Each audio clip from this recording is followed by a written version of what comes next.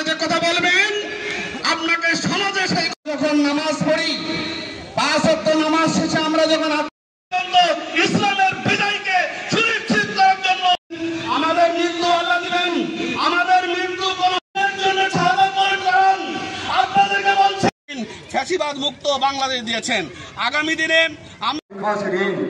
যারা দুনিয়ায় আল্লাহর আইন ছাড়া অন্য আইন, সেই চেষ্টাটা এমন যে রাজা বলছে যে আগামীকাল পুকুর, আর সবাই যদি এরকম চিন্তা করতো তাহলে পুকুরটা কিসে পারবো। আমি ভিপি আব্দুল ভাইয়ের যে আমাদের যে দাঁড়িপাল্লা, এই কাজটা আমিই করব।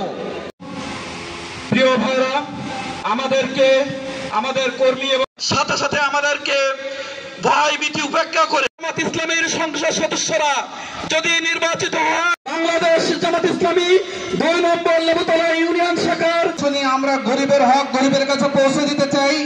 সেই প্রিয় নেতা আমরা বলিব সাম্য মৈত্রী এক, আল্লাহ জিন্দাবাদ। আজকে ভয় আতঙ্কিত হচ্ছেন কেন প্রিয় ভাইরা? আমাদের দ্বারা আপনাদের কোনো ক্ষতি হবে না। আমরা তো নামাজে যাব, একসাথে যাব, একটু বসে।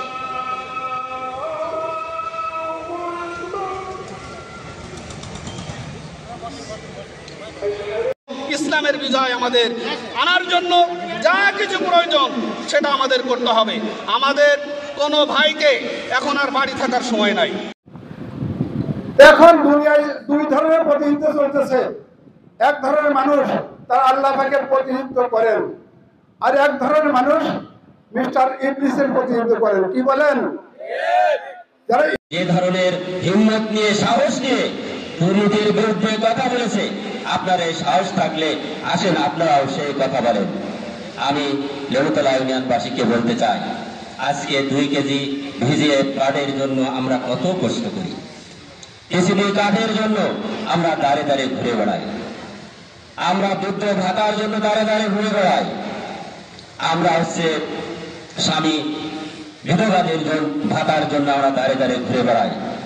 আমি আমার নেতা আমি কাদের ভাইকে সাক্ষী রেখে বলতে চাই, আপনারা যদি তাকে নির্বাচিত করেন, আগামী দিন আমাদের যে চেয়ারম্যান নির্বাচিত হবে, এমপি নির্বাচিত হবে, আমি কথা দিতে চাই বাংলাদেশ জামাত ইসলামী সদর উপজেলার পক্ষ থেকে যে এই সমস্ত কাজের জন্য আপনাদের দাঁড়ে দাঁড়ে ঘুরতে হবে না। আপনাদের কি খাবে?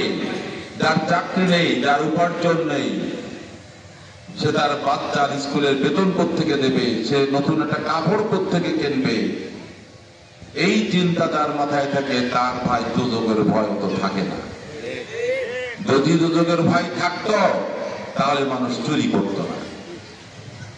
যদি বেহেশতের লোভে বা বেহেশতের প্রত্যাশায় মানুষ যদি সেরকম ইমানদার হতো, তাহলে মানুষের দুনিয়াতে কোনো অপরাধ করত না।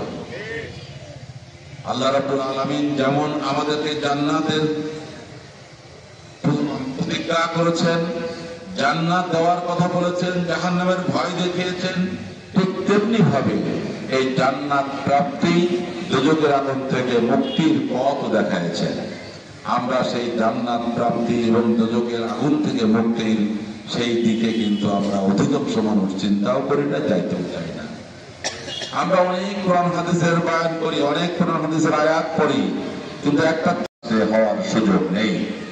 বাংলাদেশ জামাত ইসলামী তেমন একটা কল্যাণমূলক ইনসাফ ভিত্তিক রাষ্ট্র প্রতিষ্ঠা করতে চায়।